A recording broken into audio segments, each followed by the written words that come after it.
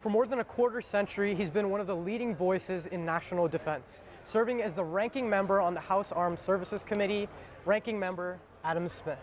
I want to start off with talking about NDAA 26. What are your priorities going into it? Acquisition reform, number one biggest priority. And I think we have a good bill. We've made a great deal of progress on that, but that's the most important priority. And also to build on the work we did last year on quality of life for our service members, to continue to make sure that service members and their families get the support they need in terms of pay, housing, health care.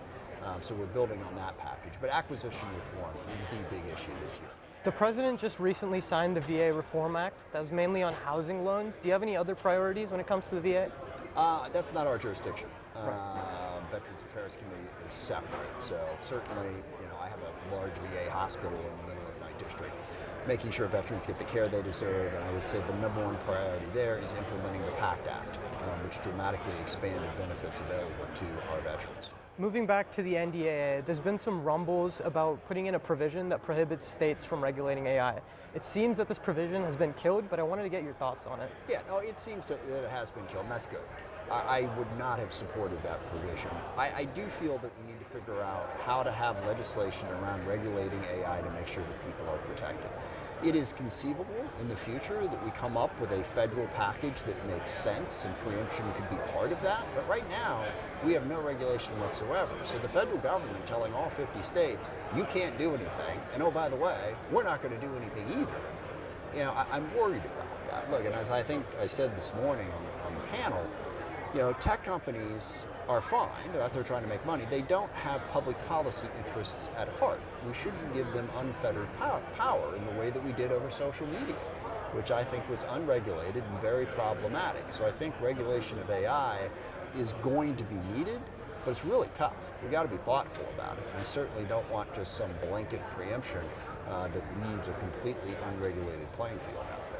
On the topic of AI, we have quite a few AI executives here today. What are your thoughts on how AI can impact force readiness in the future? Well, and I am not the most sophisticated tech person in the world, but I view AI as simply a tool to help solve problems in general, and in the Department of Defense world, to specifically help DoD problems. One example, I worked with C3 AI, which is one of the major AI companies, on predictive maintenance. So you put sensors on military platforms so you don't have to guess when parts need to be repaired. They tell you. And that can increase readiness. We've already used it in our Air Force fleet, increases readiness by 20 to 25%. We got huge manufacturing problems, as for instance around shipbuilding. You can use AI and robots to help build ships faster. Android has a new product to help build submarines faster so that we can get up to that 3 submarine a year level that we want, and right now we're at 1.3. So AI could potentially put us in a much better position to meet our national security needs. We have to be smart about how we use it and implement it. So there's been some talk about an AI arms race of sorts with China. Last year we had president of Microsoft, Brad Smith, talk about Salt, Typhoon, and other attacks on America. What do you think the main strategic challenges are as we face off with China? Well, being able to protect our systems, but also I think the ultimate goal would be to get China to understand that launching those sorts of attacks undermines stability in the world. They think it's undermining us, but if you're undermining global stability, the only other country that comes close to the US in terms of having so much dependency on the global economy is China. Right. I was in China a couple months ago. I led the first delegation there since 2019. And it's one of the points I made. China has benefited more from the much maligned rules-based international order that we set up than any other country in the world. They shouldn't go willy-nilly just blowing that up. So part of it is to recognize that if you're attacking our systems, if you're jeopardizing our energy grid, if you're jeopardizing our banking system, or anything else, you're contributing to massive instability in the world. So we need to develop better capability, to be sure, on cyber, but we also need to get an understanding with China that it can't be the Wild West here of you attacking us all the time. On Secretary Hegseth's keynote address today, he addressed China in quite an adversarial way, but he also said that we understand their power. What do you make of his remarks at the address It's funny, today? I did not agree with very much that was in Secretary Hegseth's speech, except I kind of agreed on the China part. that, yeah, we need to be strong enough to deter China's worst impulses, but we shouldn't be unnecessarily, pushing towards conflict. And I agree with that. I think it's great that President Trump is meeting with President Xi and talking with him. As I said, China is invested in the global economy. I don't love everything they do, but they are a major power. We are a major power. Neither one of us is going anywhere. So trying to figure out how we can peacefully coexist is crucial. So I think that I do think that we need to respect and work with our partners and allies in the region. I worry about the belligerent attitude that Secretary Hegseth showed towards our partners and allies in that speech, because just Japan, Australia, South Korea, the Philippines, Vietnam, India, all those countries are going to be crucial in this effort. And if we present ourselves as simply an alternative bullying power to China, then that undermines our ability to build that support we need to adequately deter China. So I want to quickly touch on peace through strength teams, which is obviously a big part of the Reagan National Defense Forum. You've been here quite a few times, and the Reagan National Defense poll actually shows that there's overwhelming bipartisan support for aid to Ukraine and participation in NATO. What do you make of these increases? Well, I think it really reflects the understanding of the American people. And I forget which panelist this morning said it, but people understand. I mean, if we're going in and try to create a democracy somewhere, I think people have soured on that, and rightfully so. It simply doesn't work that way. But when you have an existing democracy like Ukraine that an autocratic dictator is trying to smash, I think the American people, more so than Secretary Hegseth, still understand our core values. And one of our core values, international rules-based system that respects sovereignty. And if we throw that away and let Putin do that to Ukraine, that undermines stability in the world and undermines our national security. And I think the people understand that, that Ukraine is worth helping to defend. On the topic of Russia, Russia's recently developed the S-500 system, which is their version of the Iron Dome, and they've even sold it to partners like India. Now, we had a panel just a couple hours ago on the Golden Dome. What can you tell us about that, and why is it a priority for the American people? Because the main advancement in weaponry are drones and missiles, attacked from the sky. And being able to defend against that is really important. So the basic idea that the U.S. needs to be focused on missile and drone defense, 100%. This idea that we're going to have some golden dome that's going to make it impossible to ever attack the U.S., this isn't a Star Wars movie. I guess that's probably more Star Trek. But anyway, I worry that we're going to spend a lot of money trying to achieve the impossible. Let's invest in the systems that can start to begin to help us defend ourselves. I want to touch on that. We're at the Reagan Library today, and President Reagan had an initiative which was dubbed Star Wars. Yes. There was a lot of money into that, but not much results. Do you worry that the same could happen again? I do. Now, and I think Secretary Hegseth was the one who said that the technology is much better today than it was. And he's right, it is. But the missile technology coming at us and the drone technology coming at us is also much better. Mm-hmm. So I think the idea that we're going to be able to put a perfect defense shield up over the top of the U.S., and that's not going to happen. And it's why when you talk about peace through strength, by the way, the reason people support peace through strength so much is the same reason that everybody supports the sentence, every American ought to have access to affordable basic health care. Because, well, duh, yeah, all right, but the devil's in the details. And what does that mean? And I think peace through strength is about a lot more than military power. It's about diplomacy. It's about partners and allies. I think it's about development. It's about helping the portions of the world that are most desperately poor have a greater stake in the global order, which is why getting rid of USAID, literally stopping food from going to starving people and healthcare from people desperate for it, huge mistake. So deterrence has to be more than just the military. So Golden Dome's not going to be able to give us this thing where, okay, we're fine, nobody can touch us.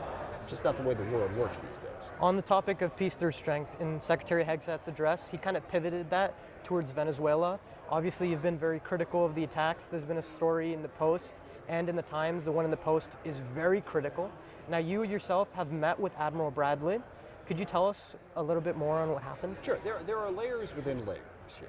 Okay. The focus of the meeting with Admiral Bradley was the second strike that killed the two shipwrecked folks on the top of a capsized boat. More on that in a minute.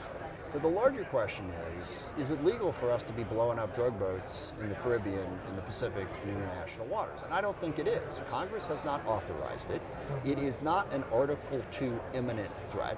The conflict now has been going on for over 2 months, so the War Powers Resolution would require congressional approval, even if it was.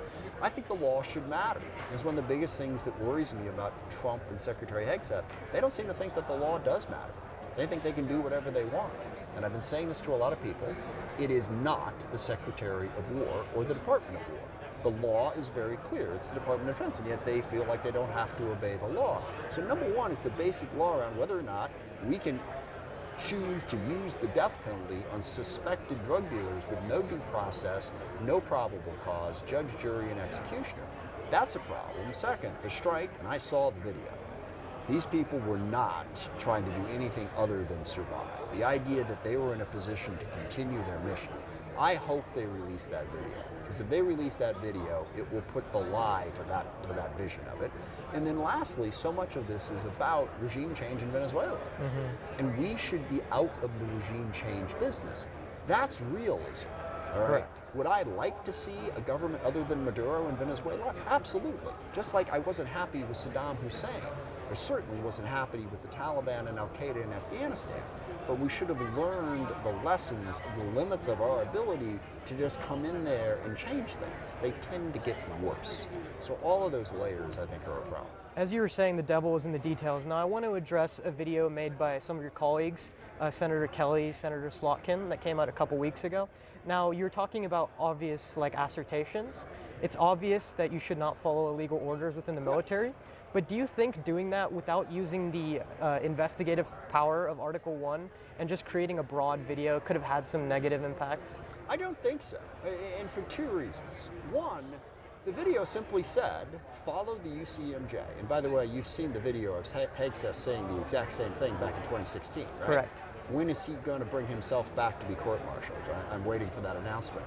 To simply tell service members, this is the law. Not only do you not have to follow illegal orders, in your oath, you are saying that you will not follow illegal orders. That is the simple restatement of the law, okay? Second, why did they have to do it?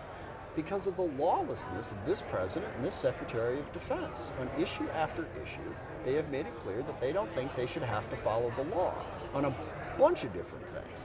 And the service members are then placed in an impossible position. It's clear that the civilian leadership is pushing them to go to the absolute edges of what is legal, and it's also clear that if they do, the civilian leadership under Hegseth will not have their back, okay?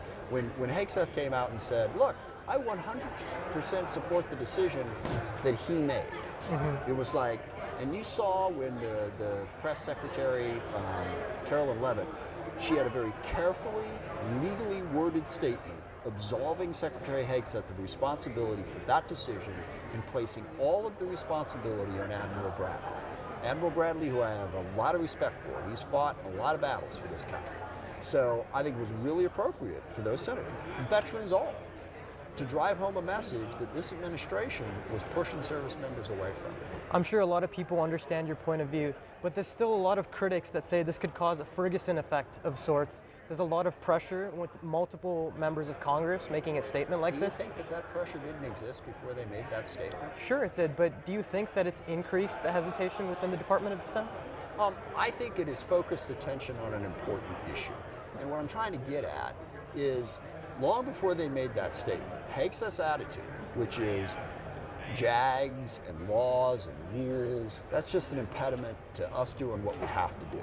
I mean, you've seen Trump pardon people, service members who were convicted of war crimes, all right? It has created an attitude and an atmosphere throughout the Department of Defense that anything goes. We're going to push forward.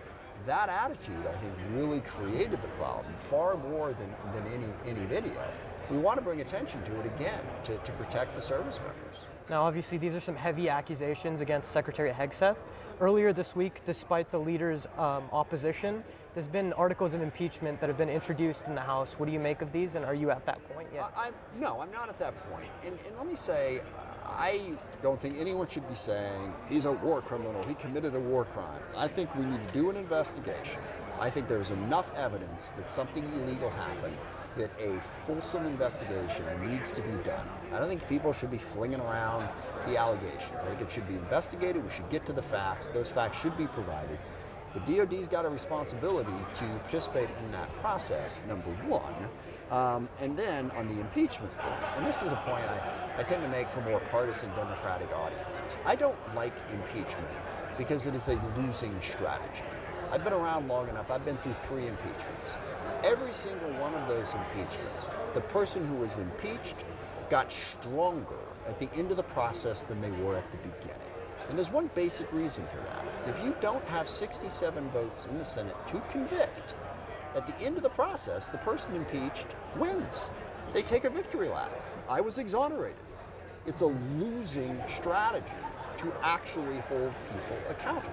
Show me 67 votes in the Senate, I'm open to the conversation.